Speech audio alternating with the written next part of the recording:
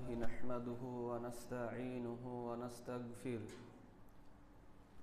ونؤمن به ونتوكل عليه ونعوذ بالله من شرور أنفسنا ومن سيئات أعمالنا من يهده الله فلا مضل له ومن يضلله فلا هادي له أشهد أن لا إله إلا الله وأشهد أن محمدا عبده ورسوله أرسله بالحق بشيرا ونذيرا بين يدي الساعة فإن خير الحديث كتاب الله وخير الهدي هدي محمد صلى الله عليه وسلم وشر الأمور محدثاتها وكل محدثة بدعة وكل بدعة ضلالة وكل ضلالة في النار أعوذ بالله من الشيطان الرجيم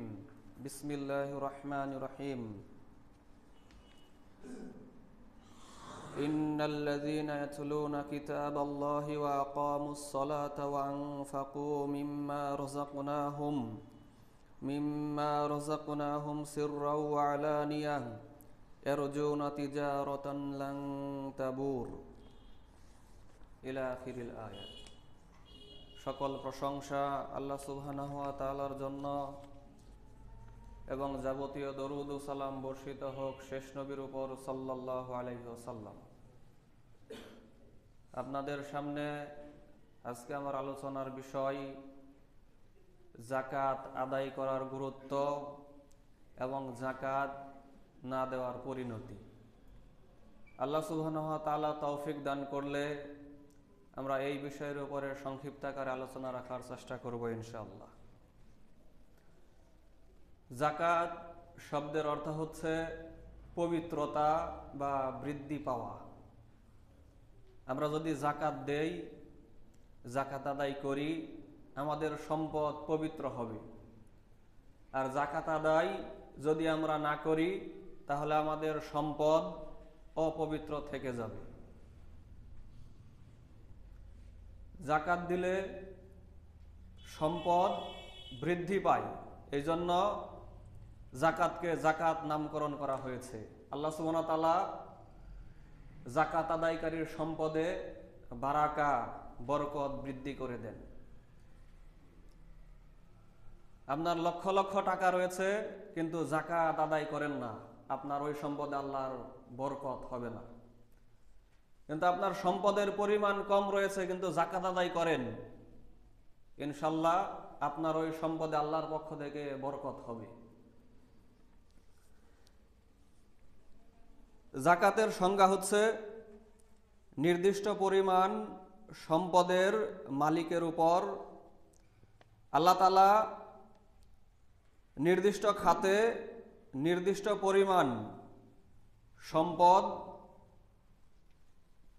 নির্দিষ্ট যে শর্তে ব্যয় করা তিনি বাধ্যতামূলক করেছেন, এর নামই হচ্ছে যাকাত।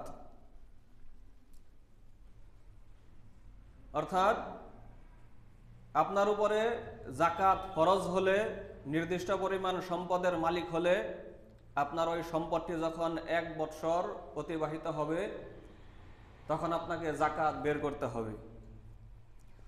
যাকাতের নিসাব কি বা কখন যাকাত ফরজ হয়? কোনো ব্যক্তির নিকট 7.5 ভরি স্বর্ণ বা 85 গ্রাম স্বর্ণ যদি থাকে তাহলে ওই ব্যক্তিকে যাকাত দিতে হবে। আর রৌপ্যের হিসেবে কোনো ব্যক্তির নিকট যদি 52.5 তোলা বা 52.5 ভরি রৌপ্য যদি থাকে, গ্রামের হিসেবে 595 গ্রাম রৌপ্য যদি কারো নিকটে থাকে, বা স্বর্ণ বা রৌপ্যের যে নিসাব, এই নিসাবের যে মূল্য টাকার হিসেবে যত টাকা আসে এই পরিমাণ অর্থ সম্পদ টাকা যদি কারো নিকটে আসে তাহলে তাকে যাকাত দিতে হবে। পুরাতন বা ব্যবহৃত স্বর্ণের 1 ভরি স্বর্ণের বর্তমান বাজার মূল্য হচ্ছে 2374 টাকা। এই হিসেবে 7.5 ভরি স্বর্ণের দাম আসে 7,67,805 টাকা। আর 22 ক্যারেটের হিসেবে 1 ভরি স্বর্ণের বর্তমান বাজার মূল্য 1,51,900 টাকা।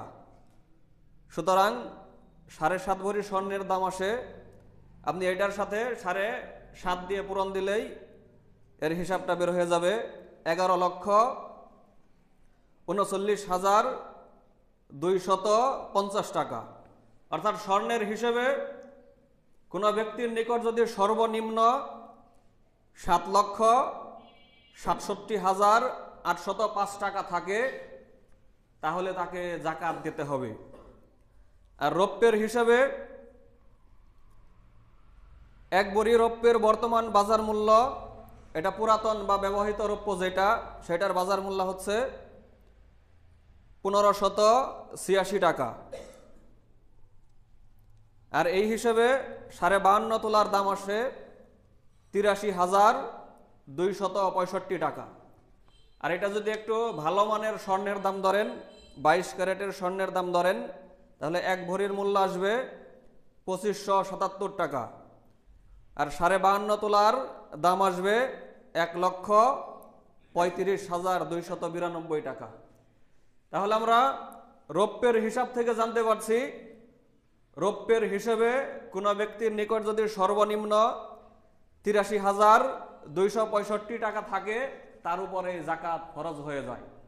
তাকে 100 টাকায় 2.5 টাকা হারে, 100 টাকায় 2.5 টাকা এই হারে তাকে যাকাত দিতে হবে। আমরা এই পর্যায়ে সংক্ষিপ্ত আকারে যাকাত আদায় করার যে ফজিলত, এই বিষয়ে আলোচনা করব ইনশাল্লাহ। আল্লাহ সুবহানাহু ওয়া তাআলা সূরা বাকারার 277 নম্বর আয়াতের মধ্যে বলছেন, ইন্নাল্লাযীনা আমানু ওয়া আমিলুস সলিহাতি ওয়া আকামুস সালাতা ওয়া আতাউজ যাকাতা লাহুম আজরুহুম ইনদা রাব্বিহিম ওয়ালা খাউফুন আলাইহিম ওয়ালা হুম ইয়াহজানুন। নিশ্চয় যারা ঈমান আনে, সৎ কাজ করে, সালাত কায়েম করে এবং যাকাত দেয়, তাদের জন্য তাদের প্রতিপালকের নিকট পুরস্কার রয়েছে। ওয়ালা খাউফুন আলাইহিম ওয়ালা হুম ইয়াহজানুন, তাদের জন্য কোনো দুশ্চিন্তা থাকবে না, কোনো ভয় ভীতি দুশ্চিন্তা তাদের থাকবে না। আখিরাতে আল্লাহ সুবহানাহু ওয়া তাআলা তাদেরকে নিরাপত্তা দান করবেন, তাদেরকে জান্নাত দান করবেন, জাহান্নাম থেকে তাদেরকে হেফাজত করবেন। মিশকাতের একটি হাদিসে রাসূল সাল্লাল্লাহু আলাইহি ওয়াসাল্লাম বলছেন, সল্লু খামসাকুম, তোমরা 5 ওয়াক্ত সালাত আদায় করো। ওয়া সুমু শাহরাকুম, তোমরা রমজান মাসের সিয়াম পালন করো। ওয়া আদ্দু যাকাত আমওয়ালিকুম, তোমরা তোমাদের যাকাতের সম্পদের যাকাত আদায় করো। ওয়া আতিউ যা আমরিকুম, তোমরা যাদের অধীনস্থ, তোমাদের ওই ঊর্ধ্বতন ব্যক্তিদের হুকুম, বৈধ নির্দেশ তোমরা পালন করো। তাদখুলু জান্নাতা রব্বিকুম, তাহলে এই কয়টি কাজ যদি তোমরা করতে পারো তাহলে তোমরা তোমাদের রবের জান্নাতে প্রবেশ করতে পারবে। মিশকাত 571 নম্বর হাদিস। আরেকটি লম্বা হাদিস, মিশকাতের 14 নম্বর হাদিস, এটা কুতুবুস সিত্তার প্রায় অধিকাংশ হাদিস গ্রন্থে এই হাদিসটি এসেছে। এক বেদুইন ব্যক্তি রাসূল সাল্লাল্লাহু আলাইহি ওয়াসাল্লামের নিকট এসে বললেন, হে আল্লাহর রাসূল, আমাকে এমন কিছু আমলের সন্ধান দিন যে আমল করলে আমি জান্নাতে প্রবেশ করতে পারবো। একজন অজ্ঞ মূর্খ গ্রাম্য যাযাবর বেদুইন রাসূলকে এই প্রশ্ন জিজ্ঞেস করলেন, কিছু আমলের কথা আমাকে বলুন যে আমল করলে আমি জান্নাত লাভ করতে পারবো। তখন রাসূল সাল্লাল্লাহু আলাইহি ওয়াসাল্লাম বললেন, তা'বুদুল্লাহ ওয়া লা তুশরিকু বিহি শাইয়্যা, তুমি এক আল্লাহর ইবাদত করবে আর আল্লাহর সাথে কোনো কিছুকে শিরক করবে না। ওয়া তুকিমুস সালাতাল মাকতুবা, তুমি 5 ওয়াক্ত ফরজ সালাত আদায় করবে। সুন্নতের কথা রাসূল সাল্লাল্লাহু আলাইহি ওয়াসাল্লাম এখানে বলেননি। ওয়া তুআদ্দি যাকাত আল মাহফুরুদা, আর তুমি ফরজ যাকাত আদায় করবে। ওয়া তাসুমু রমাদান, আর তুমি রমজানের সিয়াম পালন করবে। তাহলে এখানে কয়টি আমলের কথা বললেন রাসূল সাল্লাল্লাহু আলাইহি ওয়াসাল্লাম? এটা ইসলামের প্রথম যুগের হাদিস। আল্লাহর ইবাদত করবে, আল্লাহর সাথে শিরক করবে না, ফরজ সালাত আদায় করবে, যাকাত দিবে, আর রমজানের সিয়াম পালন করবে।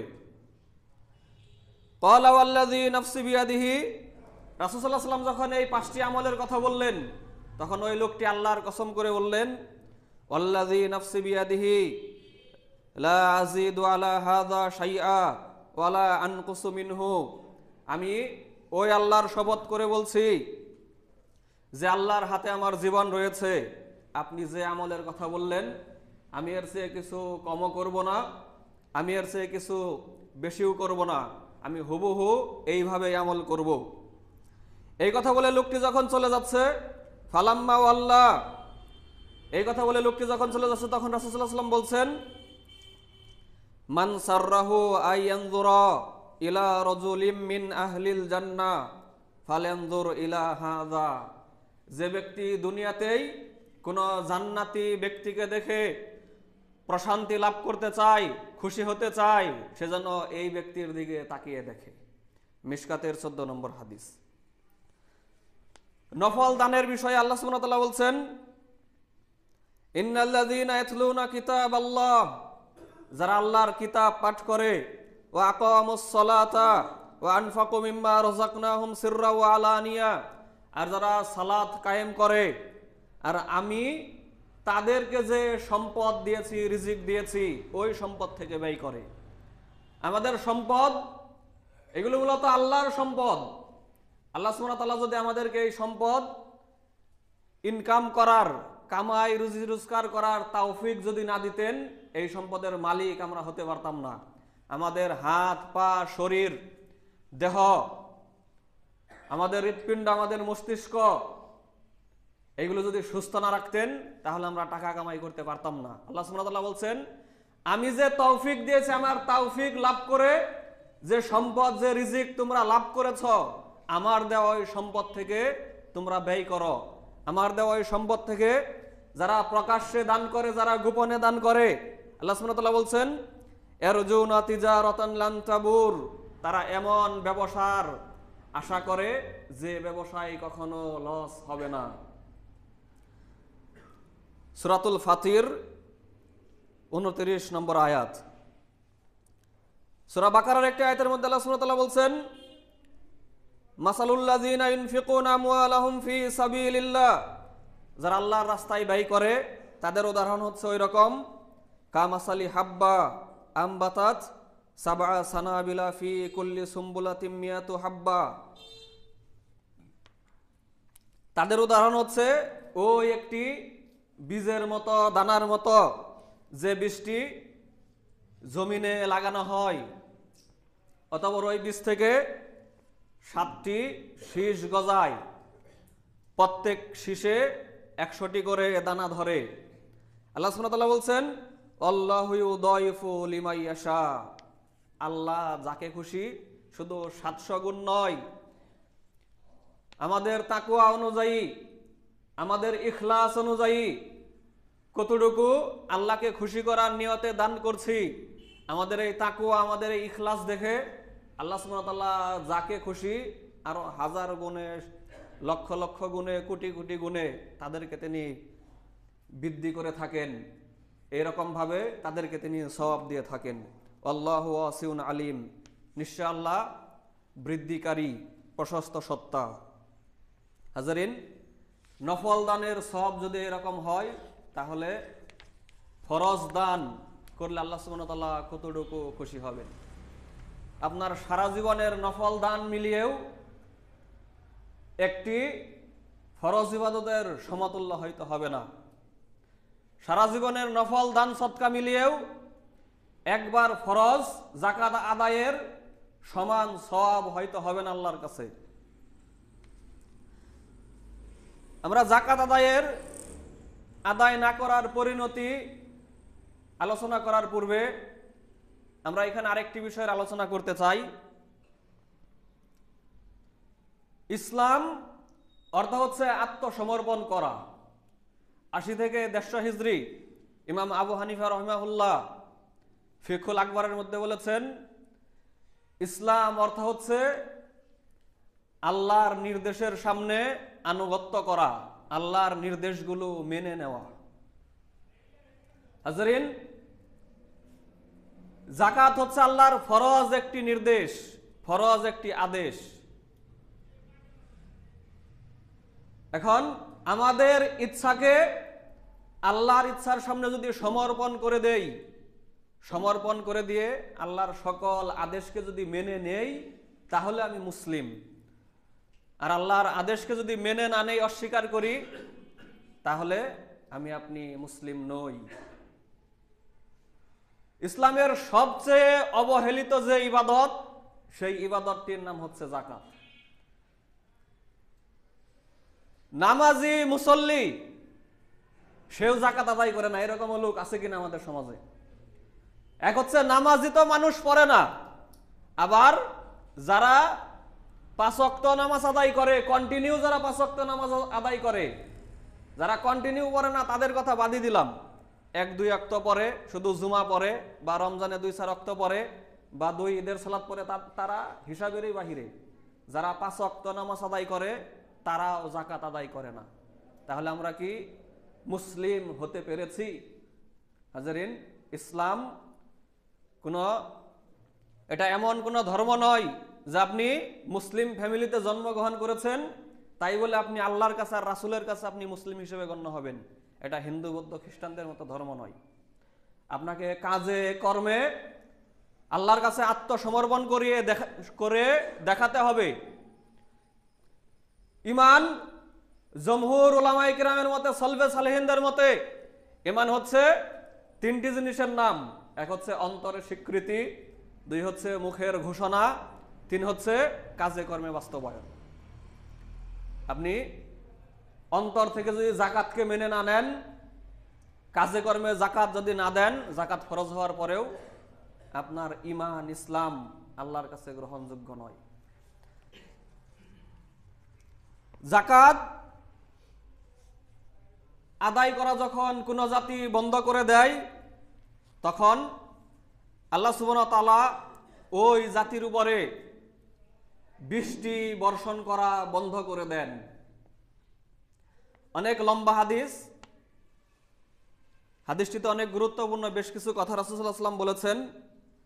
আমরা শুধু আমাদের প্রয়োজনীয় অংশটুকুই অনুবাদ করব সময় সংকীর্ণতার কারণে। রাসূল সাল্লাল্লাহু আলাইহি ওয়াসাল্লাম বলছেন, ওয়ালাম ইয়ামনাউ যাকাত আমওয়ালিহিম ইল্লা মুনিউল কতরা মিনাস সামা।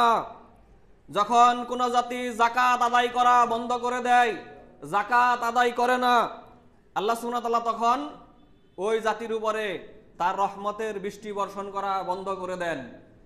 খরা এবং অনাবৃষ্টিতে তাদেরকে ভোগান। ওয়ালাউলাল বাহাইমু লাম ইমতারু। যদি বুবা জীব জানোয়ার, পশু পাখি এরা যদি দুনিয়াতে না থাকতো, আল্লাহ সুবহানাহু ওয়া তাআলা বৃষ্টি আর বর্ষণ করতেন না, যে পর্যন্ত না মুসলমানরা যাকাত আদায় করা শুরু করত। কেন বৃষ্টি দেন? আমরা যাকাত আদায় করি না, এরপরেও বৃষ্টি কেন দেন? বুবা জীব জানোয়ারের দিকে তাকিয়ে, তার সৃষ্টিকুলের দিকে তাকিয়ে এই জন্য বৃষ্টি দেন।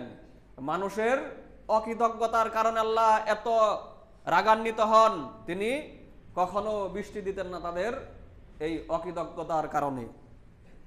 হাদিসটি ইবনু মাজাহ 4019 নম্বর হাদিস। আরেকটি হাদিসের মধ্যে রাসূল সাল্লাল্লাহু আলাইহি ওয়াসাল্লাম বলছেন, ওয়ালা মানাউজ যাকাতা হুবিসা আনহুমুল কতর। যখন কোন জাতি যাকাত দেওয়া বন্ধ করে দেয়, তখন তাদের উপর থেকে আল্লাহ সুবহানাহু ওয়া তাআলা বৃষ্টি বর্ষণ বন্ধ করে দেন। মুজামুল কাবির 10,830 নম্বর হাদিস। যারা যাকাত আদায় করে না, সম্পদ শুধু জমা করতে থাকে। সূরা হুমাযার মধ্যে আল্লাহ সুবহানাহু ওয়া তাআলা বলেছেন, ওয়াইলুল লিকুল্লি হুমাযাতিল লুমাযা, যারা সামনে এবং পশ্চাতে মানুষের নিন্দা করে, মানুষকে অপমান করে, তাদের জন্য ওয়াইল নামক জাহান্নাম। আর কাদের জন্য ওয়াইল নামক জাহান্নাম? আল্লাযী জামাআ মালাউ ওয়া আদ্দাদা, যারা যাকাত না দিয়ে যারা সম্পদ জমা করে আর খালি গুনতে থাকে, হিসাব করতে থাকে যে ব্যাংকে 10 লক্ষ টাকা জমা করেছি, আর কিছু জমা করলেই 11 লক্ষ হয়ে যাবে। 50 লক্ষ টাকা ব্যাংকে জমা করেছে, আর কিছু জমা করলে 1 কোটি হয়ে যাবে। এইভাবে যারা যাকাত না দিয়ে টাকা পয়সা অর্থ সম্পদ জমা করে, তাদের জন্য ওয়াইল নামক জাহান্নাম।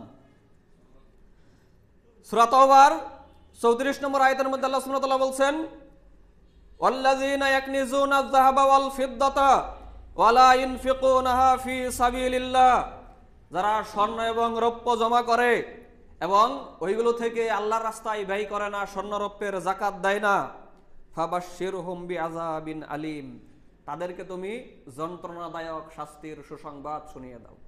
শাস্তির সুসংবাদ হয় নাকি? আল্লাহ সুবহানাহু ওয়া তাআলা তার শাস্তির তীব্রতা বোঝানোর জন্য বলছেন, তাদেরকে যন্ত্রণাদায়ক শাস্তির সুসংবাদ দিয়ে দাও। ইয়াউমা ইহমা আলাইহা ফি নারি জাহান্নাম, কিয়ামতের দিন তাদের এই সম্পদ জাহান্নামের আগুনে উত্তপ্ত করা হবে। ফাতুকওয়া বিহা জিবাহুহুম, অতঃপর তাদের কপালে, ওয়া জুনুবুহুম ওয়া যুহুরুহুম, তাদের পিঠে, তাদের দুই পাশে, পেটের দুই পাশে ওই সম্পদ দিয়ে, তাদের ওই সম্পদগুলো লোহার পাত বানিয়ে জাহান্নামের আগুনে গরম করে ওই সম্পদ দিয়ে তাদেরকে সেকা দেওয়া হবে। হাযা মা কানাস্তুম, এই হচ্ছে তোমাদের ওই সম্পদ। হাযা মা কানাস্তুম লিআনফুসিকুম, এই হচ্ছে তোমাদের ওই জমাকৃত সম্পদ। ফাযুকু মা কুনতুম তাকনিজুন, সুতরাং যাকাত আদায় না করে যে সম্পদ তোমরা জমা করেছিলে তার শাস্তি আজকে চাকতে থাকো। এই আয়াতের পরিপ্রেক্ষিতে এই একই অর্থবোধক একটি হাদিস মুসলিম শরীফে এসেছে, মুসলিম মিশকাতের 1773 নম্বর হাদিসে এই একই জাতীয় কথা বলা হয়েছে। আমরা সময় সংকীর্ণতার কারণে হাদিসটির অনুবাদ করছি না। কোরআনের আরেকটি আয়াতের মধ্যে আল্লাহ সুবহানাহু ওয়া তাআলা বলছেন, ওয়ালা ইয়াহসাবান্নাল্লাযীনা ইয়াবখালুনা বিমা আতাহুমুল্লাহু মিন ফাদলিহি, তারা যেন এইটা ভাবে না, যারা কৃপণতা করে, সম্পদের যাকাত না দিয়ে, যাকাত আদায় না করে, কৃপণতা করে যারা যাকাত দেয় না, তারা যেন এইটা না ভাবে তাদের এই কৃপণতা তাদের জন্য কল্যাণকর হবে। আল্লাহ অনুগ্রহ করে সম্পদ দিয়েছেন, ওই সম্পদ থেকে আল্লাহর দয়ার কারণে ওই সম্পদগুলো আমরা উপার্জন করতে পেরেছি। আল্লাহ বলতেছেন, মিন ফাদলি বিমা আতাহুমুল্লাহু মিন ফাদলি, আল্লাহ অনুগ্রহ করে যে সম্পদ দিয়েছেন তোমাদেরকে, ওই আল্লাহর দয়া করুণার কারণে প্রাপ্ত। আল্লাহ আমাদেরকে সুস্থ রেখেছিলেন, আল্লাহ আমাদের পিতৃপুরুষদেরকে সম্পদশালী করেছিলেন, এই জন্যই আমরা এই ধন সম্পদ লাভ করতে পেরেছি। আল্লাহ দয়া করে দিয়েছিলেন। আল্লাহ বলছেন, আল্লাহর দয়ার কারণে প্রাপ্ত এই সম্পদ থেকে যারা যাকাত আদায় না করে কৃপণতা করে, তারা যেন মনে করে না তাদের এই কৃপণতার পরিণতি ভালো হবে। বাল হুয়া শাররুল লাহুম, বরং তাদের এই কৃপণতার পরিণতি খুবই খারাপ হবে, খুবই ভয়াবহ হবে। সাইয়ুতাওয়াকুনা মা বাখিলু বিহি ইয়াউমাল কিয়ামা, তাদের এই সকল সম্পদকে কাল কিয়ামতের দিন তাদের গলায় বেরি আকারে পরিয়ে দেওয়া হবে। কোন পর্যন্ত? যতদিন না কিয়ামতবাসীর হিসাব শেষ হয়। আর কিয়ামতের একদিন দুনিয়ার হিসাবে 50,000 বছর। আপনাকে যদি আল্লাহ 2 দিন ঘুরান, আপনার এই সম্পদ আপনার গলায় বহন করে, ঘাড়ে বহন করে আপনাকে 1 লক্ষ বছর কিয়ামতের মাঠে ঘুরতে হবে, হাসরের মাঠে আপনার এই সম্পদ আপনাকে বহন করতে হবে। আল্লাহ সুবহানাহু ওয়া তাআলা বলছেন, ওয়ালিল্লাহি মিরাসুস সামাওয়াতি ওয়াল আরদ আল্লাহু বিমা তা'মালুনা খাবীর। আসমান এবং জমিনের মালিকানা আল্লাহ সুবহানাহু ওয়া তাআলার জন্যই। আল্লাহ সুবহানাহু ওয়া তাআলা তোমাদেরকে সাময়িক কিছুদিনের মালিকানা দান করেছেন। আসমান এবং জমিনের, সাত আসমান জমিনের প্রকৃত মালিক কে? আল্লাহ সুবহানাহু ওয়া তাআলা। আল্লাহু বিমা তা'মালুনা খাবীর। তোমরা যা করো ওই বিষয়ে আল্লাহ অবগত রয়েছেন, অবহিত রয়েছেন। তোমরা যাকাত আদায় করছো না করছো না, আল্লাহর প্রতি কৃতজ্ঞতা আদায় করছো না করছো না, এই বিষয়ে আল্লাহ অবহিত রয়েছেন। সূরা আল ইমরান 3 নম্বর সূরা 180 নম্বর আয়াত। এই আয়াতের পরিপ্রেক্ষিতে বুখারী শরীফে একটি হাদিস এসেছে, যে হাদিসে বলা হয়েছে কিয়ামতের দিন আমাদের এই সম্পদগুলোকে বিষাক্ত সাপে পরিণত করে, বড় বড় বিষাক্ত সাপে পরিণত করে আমাদের গলায় পেঁচিয়ে দেওয়া হবে। অতঃপর ওই সাপগুলো আমাদেরকে কামড়াতে থাকবে। সাপের কামড়ের বিষে আমাদের শরীরের মাংসগুলো পচে পচে গলে গলে পড়তে থাকবে। হাদিসটি মিশকাতের 1774 নম্বর হাদিস। হাজরিন,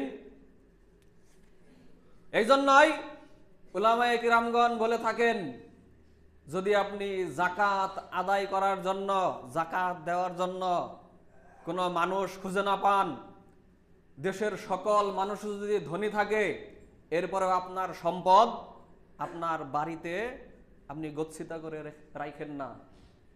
আপনার সম্পদ কোথাও ফেলে দেন, রাস্তাঘাটে কোথাও ফেলে দেন, এরপরেও বাড়িতে রেখেন না, যদি নেওয়ার মতো কোনো লোক না থাকে, দরিদ্র ব্যক্তি না থাকে। কারণ আপনার পরিবারে যদি একটি বিষধর সাপ ঢুকে, ওই বিষধর সাপের কামড়ে হয়তো একজন বা দুইজন বা 2-4 জন লোক মারা যেতে পারে, কিন্তু আপনার পরিবারে যদি যাকাত অনাদায়কৃত সম্পদ থাকে, আর ওই যাকাত অনাদায়কৃত ওই নাপাক অপবিত্র সম্পদ থেকে আপনি যদি আহার করেন, ওই সম্পদ থেকে জামা কাপড় পরেন, ওই সম্পদ যদি ব্যবহার করেন, তাহলে আপনার পরিবারের সকল সদস্য কিয়ামতের দিন ধ্বংস হবে। কারণ যাকাত অনাদায়কৃত নাপাক অপবিত্র সম্পদ খেয়ে ভোগ করে ব্যবহার করে আল্লাহর ইবাদত করলে ওই ইবাদত আল্লাহর দরবারে কবুল হয় না।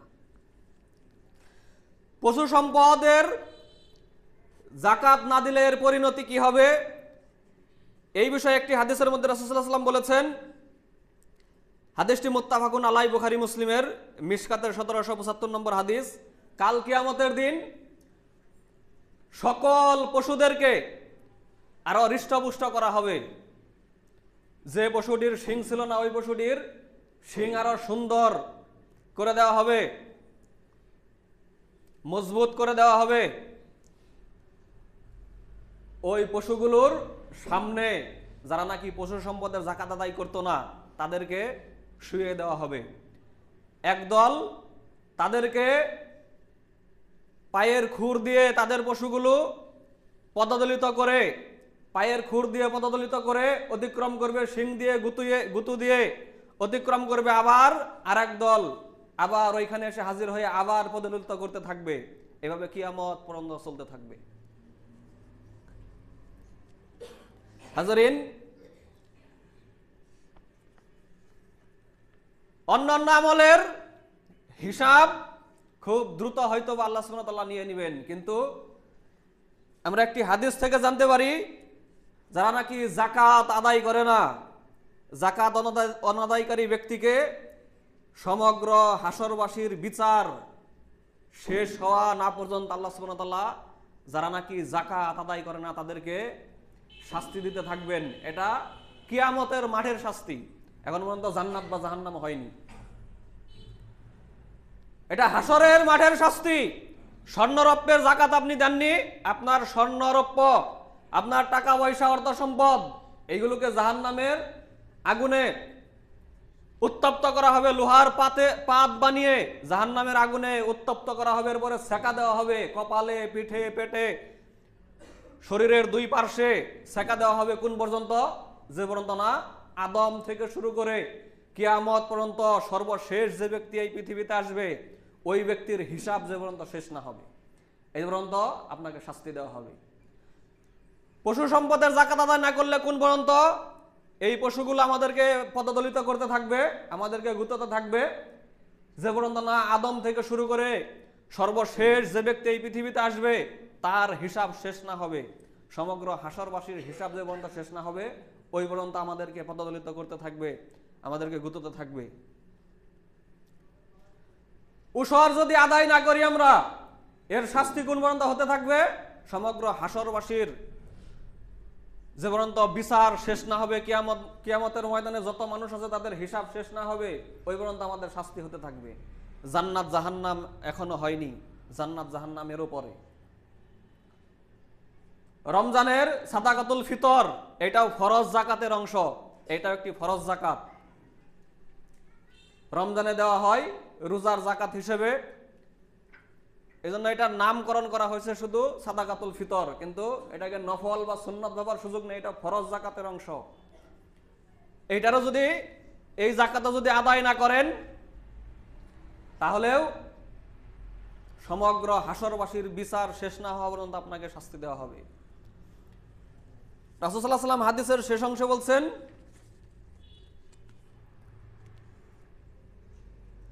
ফায়ারা সাবিলুহু ইম্মা ইলান নার ওয়া ইম্মা ইলাল জান্নাতি ওয়া ইম্মা ইলান নার।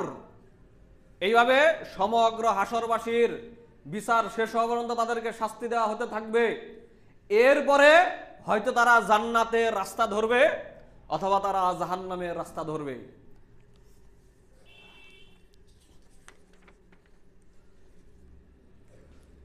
হাদিস সম্ভার শায়েখ আব্দুল হামিদ ফাইজি মাদানির লিখিত হাদিস সম্ভারের 915 নম্বর হাদিসটি পাবেন, বুখারীর 2371 নম্বর হাদিস, মুসলিম 2337 নম্বর হাদিস। হাজারিন, যারা নাকি যাকাত অস্বীকার করে, যাকাত যারা দেয় না, রাসূল সাল্লাল্লাহু আলাইহি ওয়াসাল্লামের মৃত্যুর পর আবু বকর রাদিয়াল্লাহু তাআলা আনহু ইসলামের প্রথম খলিফা হলেন, রাষ্ট্রপ্রধান হলেন। তার সময়ে কিছু লোক তারা যাকাত দিতে অস্বীকার করলো। তখন আবু বকর রাদিয়াল্লাহু আনহু হুঙ্কার দিয়ে বললেন, যারা রাসূল সাল্লাল্লাহু আলাইহি ওয়াসাল্লামের যুগে উট দ্বারা যাকাত দিতেন এবং উটের সাথে উট বাঁধার জন্য গলার যে রশি দিতেন, দড়ি দিতেন, আমি আবু বকর রাদিয়াল্লাহু তাআলা আনহুর যুগে কোন ব্যক্তি উট যাকাত দিল, উটের যাকাত দিল, কিন্তু উটকে বাঁধার জন্য রাসূল সাল্লাল্লাহু আলাইহি ওয়াসাল্লামের যুগে যে উটের দড়ি তারা যাকাত দিত, ওই দড়ি যদি যাকাত হিসেবে আজকে উটের সাথে না দেয় তাদের বিরুদ্ধে আমি যুদ্ধ ঘোষণা করব, তাদের সাথে আমি যুদ্ধ করব, রাষ্ট্রীয়ভাবে তাদেরকে যুদ্ধ করে তাদেরকে গ্রেফতার করে তাদেরকে আমি হত্যা করব। হাজারিন, যাকাত অস্বীকার করা এমন একটি পাপ যে পাপের কারণে একজন মুসলমান ইসলাম থেকে খারিজ হয়ে যায়, বের হয়ে যায় যদি কোনো ব্যক্তি অস্বীকার করে। আর কোনো ব্যক্তি অলসতা করে যাকাত যদি না দেয়, তাহলে আবু বকর রাদিয়াল্লাহু আনহু বলছেন, একটা উটের যাকাত যদি দেয় আর ওই যাকাতের সাথে উটের রশি যদি না দেয়, এরপরেও তার বিরুদ্ধে আমি যুদ্ধ করব, তাকে গ্রেফতার করে তাকে রাষ্ট্রীয়ভাবে তাদেরকে আমি মৃত্যুদণ্ড কার্যকর করব। হাদিসটি বুখারী মুসলিম মিশকাতের 1790 নম্বর হাদিস। হাজরিন, সময় সংকীর্ণতার কারণে আলোচনা দীর্ঘায়িত করা যাচ্ছে না। বাগানের মালিকের যে ঘটনা কোরআনে এসেছে, আমরা এই ঘটনাটি সংক্ষেপে বলবো, বিস্তারিত বলার সুযোগ নেই। কৃপণ দুইজন মালিক, তাদের বাগানের ফলমূল পেকে সুন্দরভাবে পেকেছে, কাটার সময় হয়েছে। দুইজনে পরামর্শ করছে, খুব ভোর রাতে, গভীর রাত্রে গিয়ে ফল কাটবো, ফসল তুলবো। কেন? ভোর রাত্রে গিয়ে ফল তুললে, ফসল তুললে কোনো ফকির মিসকিন দেখতে পাবে না, ফকির মিসকিন এসে 2-4টা নিতে পারবে না, তাদেরকে দিতে হবে না। তাদের উপর আল্লাহ সুবহানাহু ওয়া তাআলা এমন ভাবে অসন্তুষ্ট হলেন তাদের এই কৃপণতার কারণে, তাদের বাগানের উপরে এমন ঝড় ঝঞ্ঝা অগ্নিবায়ু প্রেরণ করলেন, তাদের বাগানের চেহারাকে আল্লাহ এমন ভাবে পাল্টিয়ে দিলেন তাদের নিজেদের বাগানে তারা যখন প্রবেশ করলেন, নিজেদের বাগান আর নিজেরা চিনতে পারছে না। আল্লাহ সুবহানাহু ওয়া তাআলা এইভাবে গজব দিয়ে ধ্বংস করে দিলেন। হাজারিন, এই হচ্ছে কৃপণতার ফলাফল। কারুনের ঘটনা কে না জানেন? এই কৃপণ বাগানের মালিকের ঘটনা সূরা কলামের 17 থেকে 33 নম্বর আয়াতের মধ্যে আপনারা পাবেন। হাজারিন, কারুনকে আল্লাহ সুবহানাহু ওয়া তাআলা ধন সম্পদ কম দেননি। আমাদের বাংলাদেশের মতো 10-15 জন প্রেসিডেন্ট, সরকার বিগত সালে যারা গত হয়েছে, তাদের যত ধন সম্পদ না হয়েছে, তাদের যত ধন সম্পদ না ছিল, বিল গেটসের যতটুকু ধন সম্পদ না রয়েছে, তার চেয়ে 1000 গুণে ধন সম্পদ কারুনকে আল্লাহ সুবহানাহু ওয়া তাআলা দিয়েছিলেন। কিন্তু আল্লাহর এই নেয়ামত পাওয়ার পর, সম্পদ পাওয়ার পর সে আল্লাহর কৃতজ্ঞতা আদায় করেনি, জাকাত দেয়নি। আল্লাহ সুবহানাহু ওয়া তাআলা কারুনকে সহ আর কারুনের ধন সম্পদ সহ তাকে আল্লাহ জমিনে ধসিয়ে দিয়েছেন, তার সম্পদকেও জমিনে ধসিয়ে দিয়েছেন। এই হচ্ছে কৃপণতার শাস্তি, জাকাত আদায় না করার শাস্তি। এই ঘটনা আপনারা পাবেন সূরাতুল কসাস 28 নম্বর সূরা 86 থেকে 76 থেকে 82 নম্বর আয়াতের মধ্যে এই ঘটনাটি আপনারা বিস্তারিত পাবেন। হাজারিন, আমরা আমাদের আলোচনার দীর্ঘায়িত করব না। রমজান মাস আমাদের মধ্যে সমাগত। আমরা রমজান মাসে সাদাকাতুল ফিতর আদায় একটি ভুল করে থাকি বরাবরই। সাদাকাতুল ফিতরা আদায় করার সঠিক সময় হচ্ছে 1 বা 2 রমজান থাকতে ফিতরা আদায় করা শুরু করতে হবে, এর আগে শুরু করা যাবে না। সর্বোচ্চ 1 রোজা বা 2 রোজা থাকতে শুরু করা যাবে। আর এর শেষ সীমা কখন? আপনি ঈদের সালাতে বের হওয়ার পূর্ব পর্যন্ত, ঈদের সালাত শুরু হওয়ার পূর্ব পর্যন্ত হচ্ছে সাদাকাতুল ফিতর আদায় করার সময়। অর্থাৎ রাষ্ট্রীয় প্রধানের নিকট ঈদের সালাতের আগেই পৌঁছে দিতে হবে। বা সামাজিকভাবে যদি আদায় করা হয়, তাহলে ঈদের সালাতে বের হওয়ার পূর্বেই তাদের কাছে আপনার এই ফিতরার সম্পদ আদায় পৌঁছে দিতে হবে। আপনি যদি ঈদের সালাতের পরে আদায় করেন, রাসূলের হাদিস অনুযায়ী আপনার ওই ফিতরা ফরজ ফিতরা হিসেবে, ফরজ জাকাত হিসেবে আদায় হবে না। এটা সাধারণ দান সদকা, নফল দান সদকা হিসেবে পরিগণিত হবে। আর আপনি যদি 1-2 রোজা থাকতে, হয়তো 28-29 বা 29-30 এর আগে যদি আদায় করেন, ওইটাও কোরআন হাদিস সম্মতভাবে ফরজ ফিতরা আদায় হবে না, ওইটাও ইসলাম সম্মত নয়। এজন্য আসুন, আমরা বিগত সালে যারা ভুল করেছি, আল্লাহ সুবহানাহু ওয়া তাআলা সূরা ফুরকানের মধ্যে বলেছেন, ইল্লা মান তাবা ওয়া আমানা ওয়া আমিলা সলিহান ফাউলাইকা ইউবাদদিলুল্লাহু সাইয়্যাতিহিম হাসানাত। যারা ভুল করার পরে যারা তওবা করে, সংশোধন হয়, সৎ আমল করা শুরু করে, আল্লাহ তাআলা তাদের ওই অতীতকালের ভুলকে, পাপকে শুধু ক্ষমাই করে দিবেন না, ক্ষমা করে দিবেন তো দিবেনই। তারা যদি ভুলকে সংশোধন করে, তাহলে তাদের অতীতকে ক্ষমা করে দিয়ে তাদের ওই অতীতকালের পাপকে তিনি নেকি দ্বারা বদল করে দিবেন। আল্লাহ তাআলা আমাদেরকে সংশোধন হওয়ার তৌফিক দান করুন, সকলেই বলি আমিন। আমরা সংক্ষেপে এই পর্যায়ে বর্ণনা করব কোন কোন সম্পদের জাকাত দিতে হবে। যে সম্পদের জাকাত দিতে হবে সেইগুলো হচ্ছে স্বর্ণ, রৌপ্য বা এর পরিবর্তে ব্যবহৃত যে কোনো কারেন্সি, মুদ্রা, অর্থাৎ টাকা পয়সার হিসেবে এর যে অর্থমূল্য হয়, সেটা টাকা হোক, ডলার হোক, রিয়াল হোক, রুবল হোক, বিটকয়েন হোক, রুপিয়া হোক, যাই হোক না কেন, যে কোনো কারেন্সিতে স্বর্ণের যে নিসাব বা রৌপ্যের যে নিসাব, এই নিসাব পরিমাণ সম্পদ কারো নিকটে থাকলেই তাদেরকে জাকাত দিতে হবে। 2 নম্বরে চতুষ্পদ সম্পদ, চতুষ্পদ প্রাণী যদি কারো নিকটে থাকে, এগুলোর হিসাব রয়েছে। ছাগলের নির্দিষ্ট হিসাব, গরুর নির্দিষ্ট হিসাব, উটের নির্দিষ্ট হিসাব রয়েছে। নির্দিষ্ট পরিমাণ পশু সম্পদ কারো থাকলে তাদেরকে জাকাত দিতে হবে। ব্যবসায়িক সম্পদের উপরে জাকাত ফরজ হয়।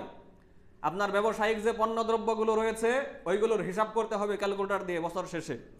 যদি 7.5 ভরি বা 52.5 তোলার সমপরিমাণ অর্থমূল্য হয়, তাহলে ওই ব্যবসায়িক পণ্যদ্রব্যের জাকাত আপনাকে বের করতে হবে। জমি জমা থেকে উৎপন্ন ফসল, আমরা যেটাকে ওসর বলে থাকি, আপনার যে সমস্ত উৎপন্ন ফসলের জাকাত হয়, জাকাত দিতে হয়, আর যে পরিমাণ ফসল উৎপাদন হলে জাকাত ফরজ হয়, ওই পরিমাণ সম্পদের ফসলের মালিক যদি আমরা কেউ হই, তাহলে এই জমিন থেকে উৎপাদিত এই ফল ফসলের জাকাত দিতে হবে। ভাড়া দেওয়া, যে আমরা যদি আমাদের দোকানপাট বা বাসা এগুলো ভাড়া দেই, এই ভাড়ার যে টাকাগুলো আসবে, এই টাকার পরিমাণ আমাদের অন্যান্য টাকার সাথে যোগ করে যদি নেশাব পরিমাণে পৌঁছায়, তাহলে জাকাত দিতে হবে।